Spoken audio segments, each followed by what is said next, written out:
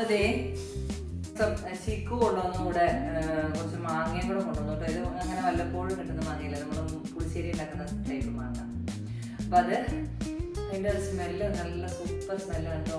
2-3 ദിവസമായി ഈ മണം അടിച്ച് ഇങ്ങനെ ഇരിക്കുന്നതാണ്. പഴുത്ത് നല്ലവണ്ണം പഴുത്തിട്ടുണ്ട് ഇപ്പോൾ. അപ്പോൾ ഇന്ന് മാമ്പഴ പുളിശ്ശേരി വെക്കാം.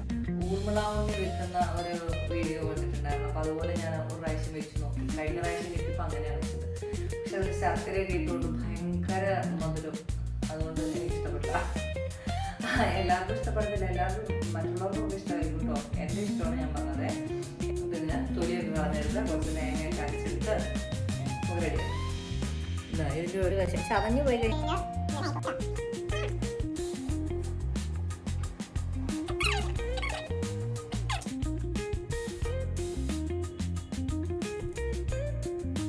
അപ്പോൾ അതേ നമ്മുടെ മാങ്ങയൊക്കെ ക്ലീൻ ചെയ്തെടുത്തിട്ടുണ്ട് കേട്ടോ. അടുപ്പത്തേക്ക് കുറച്ച് വെള്ളം തിളപ്പിക്കാൻ വെച്ചിട്ടുണ്ട്. അതിലേക്ക് ഒരു പച്ചമുളക് കീറിയിടാം കേട്ടോ. പിന്നെ അതാ മാങ്ങ ഇട്ട് കൊടുക്കാം. കുറച്ച് മഞ്ഞൾപ്പൊടി ഇട്ട് കൊടുക്കാം. ലേശം മുളക് പൊടി. നല്ലോണം ഇളക്കി കൊടുത്തിട്ട് ഒന്ന് വേവിക്കാൻ വെക്കാം കേട്ടോ. ഉപ്പിട്ടില്ല, ലേശം ഉപ്പിട്ട് കൊടുക്കാം. നല്ല വെന്ത് ഇതിൻ്റെ പുറമൊക്കെ ഒന്ന് അലന്നു തന്നെ ഒന്ന് മൂടി വെച്ച് വേവിച്ചെടുക്കാവേ. അന്നേരത്തേക്ക് നമുക്ക് തേങ്ങ ചിരണ്ടി എടുത്തിട്ട് അത് ഒന്ന് അരച്ചെടുക്കാം. കുറച്ച് ജീരകം ഇട്ടിട്ടുണ്ട്. ഈ വെളുത്തുള്ളി നോൺ വെജ് ആണെന്നാണ് എല്ലാവരും പറയുന്നത്, അതുകൊണ്ട് അവരിടുകയില്ലെന്ന് എനിക്ക് തോന്നുന്നു. ഞാൻ ഇടും കേട്ടോ, എനിക്കിത്തിരി വെളുത്തുള്ളി വേണം. നമുക്കിഷ്ടമുള്ള പോലെ നമുക്കുണ്ടാക്കാമല്ലോ. അപ്പോൾ അതിനുള്ള സ്വാതന്ത്ര്യം നമുക്കുണ്ടല്ലോ. അപ്പോൾ ഞാൻ കുറച്ച് വെളുത്തുള്ളി കൂടെ ഇട്ടു കേട്ടോ. അയ്യോ, തൈരാണോ മോരാണോ? ഇത് നാടൻ കട്ടിമോരെന്ന് പറഞ്ഞിട്ട് ഇത് വെള്ളമാണല്ലോ. ഇത് കത്താൻ എന്നായാലും വേണ്ടില്ല, മോരൊഴിച്ച് അടിച്ചെടുക്കാം. അതൊഴിച്ചിട്ട് പാല് പോലെ ഇരിക്കുന്നു. അപ്പം ഞാൻ ശരിക്കുള്ള കട്ടിയായിട്ടുള്ള തൈരം ഒഴിക്കും കേട്ടോ. ഇതൊന്ന് അടിച്ചെടുത്തിട്ട് വരാവേ. ഇതാ അപ്പോൾ നമ്മുടെ മാങ്ങയൊക്കെ ഇവിടെ തിളച്ച് വന്നിട്ടുണ്ട് കേട്ടോ. അതിലേക്ക് നമുക്കിത് അരച്ച് വെച്ച് ഒഴിച്ചു കൊടുക്കാം.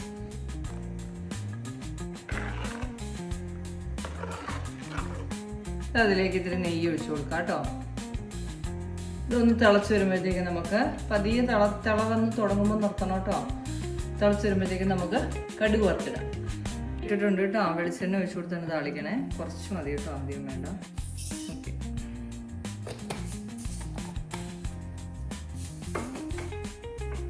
കടുക് ഇട്ട് കൊടുത്തിട്ടുണ്ട്.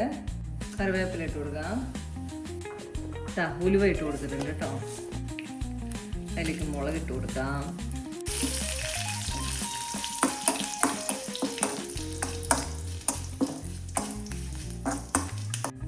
നമുക്കിതിലേക്ക് ഒഴിക്കാം.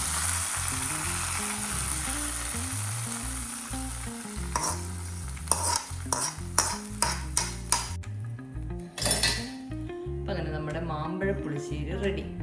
നമ്മുടെ മാമ്പഴ പുളിശ്ശേരി റെഡി ആയിട്ടുണ്ട്. നമ്മുടെ മാമ്പഴ പുളിശ്ശേരിയല്ല, എൻ്റെ മാമ്പഴ പുളിശ്ശേരി.